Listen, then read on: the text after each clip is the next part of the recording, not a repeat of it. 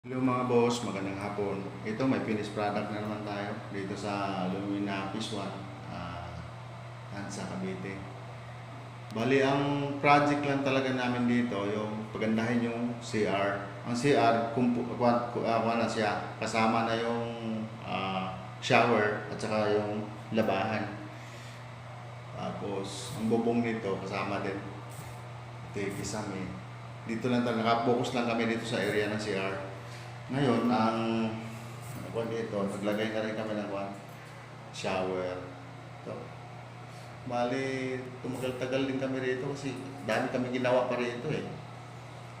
Dami pa kami ginawa sa, nagsimula kami sa taas. Nagtiktikan pa kami dito. Ito poste na to. Yan, poste na yan mga boss. Malaki yan.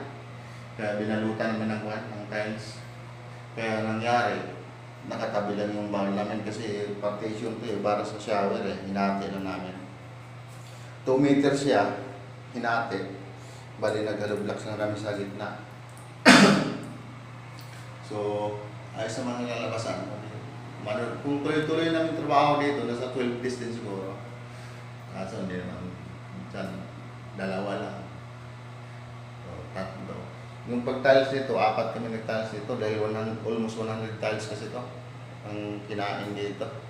So, okay na ito. Finished product na tayo mga boss. Tapos kinabit ko na yung ang bowl. Hindi lang namin matis pa kasi mahina ang pressure ngayon ng tubig sa Lumina. So, ayan lang muna. Wala nang problema. Kaya naman balikan yan.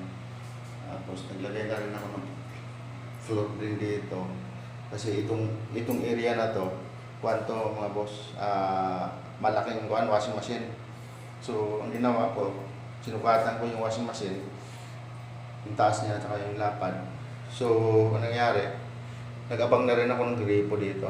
Para steady lang talaga yung washing machine niya dito. Para kung sakaling nakalagay na dito, hindi na niya galawin. Kasi nandito na yung gripo sa gilid. Tapos yung hose niya sa labasan ng tubig para sa waste dito na sa floor din na to. Abang na tanggalin na lang yung drain niya, strainer. Tapos yung height ng washing machine sinukat ko, naglagay na rin ako saksakan. Wala na rin galawan yun, nandito yung saksakan nasa gilid, nandito lang siya para hindi rin mabasa kung sakaling sa baba kasi tatanggalin mo pa yung i-move mo pa yung washing machine para matanggal mo lang yung saksakan o kaya i-plug in mo siya. So, naka-layout na rin. Tapos yung ilaw natin, mga switch nandito na. Nilagay ko na rin dito sa gilid nito, pinto. Dati kasi, ang palo ng pinto nito, pa dito. So, binago ko. Kasi, nandito nga yung washing machine, tatamaan siya. So, sinadjust ko dun sa may-ari na babaguhin mga boss. So, pumayag naman. Usually, talagang yun ang the best eh. Wala tayong kwan. Kasi kung ako talaga, pipilit ko talaga dito. Para komportable naman siya. So, yun. Dito na nga yun. Nangyari. Dito na ang palo sa kabila. So, nagbago ako ng butas. Yung mga dating butas, yun. Nilagyan ko na ng kwan. Nasiliaan ko na lang para mawala-wala. So, ito na ang palo niya. PVC door lang to. Yung dating PVC niya. So, maganda. Lumang pinto lang to. Tapos pinuto lang sa ilalim. Kasi gawa nung medyo hindi maganda pagkaputol nung dati eh. So, nilitis ko lang siya mga boss. Ganda na siya. Natingin yun, hindi lang siya ganong level. Tingnan sa carton. Kasi gawa nung tiles. Ang tiles kasi dito mga idol, bagsak doon, papunta doon sa floor drain, kaya hindi siya level. Kasi once na liguin to, pagbuhusan, doon pa rin punta lahat. So, ito yung mga idol. So, ang ilaw nito, nandito na. 3 switch balik. Ito yung dito sa akuan. Dito, itong switch na to, dito naman to sa labahan. Tapos itong sa sentro, sa CR to, sa bowl mismo. Itong bowl na to. Yan, kasama ng exhaust fan. Tapos yung isang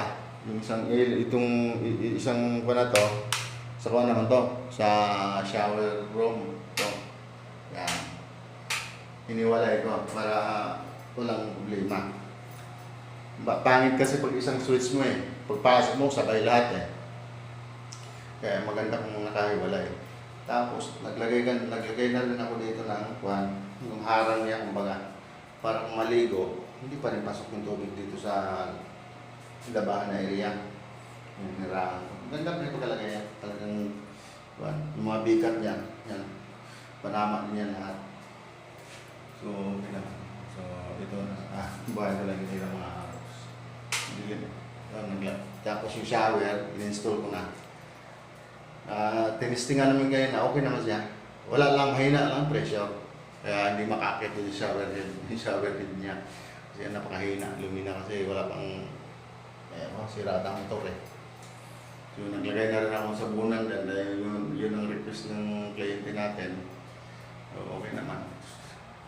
Tapos kisame, kasama ko na rin kisame nito. Kaya na, semi-gloss lang tinira ko dito. Para hindi ganong kapitin ng alikabok. Pag gloss kasi, masyadong makintab, tapos kapitin. Hindi naman totally kapitin ng alikabok. Kuhan lang, pag nahawakan mo yun, mahirap tanggalin ng dumi. Ganun lang. So, okay na ito mga boss. So, nasa 12 days din. So, sumatotal nito sa gawa. Hindi lang kasi, medyo pahinga din, pag linggo, hindi kami pumapasok. So, panalo ito. Almost 100 ang tiles nito. Dito sa kusina hindi pa kasama to. Hindi pa naman ginalaw ang kusina. So, yan, mga idol. Ito yung pinaka-finished product natin. Kung dito ako sa labas, yan. Yung pinto nito, ito pa rin dati.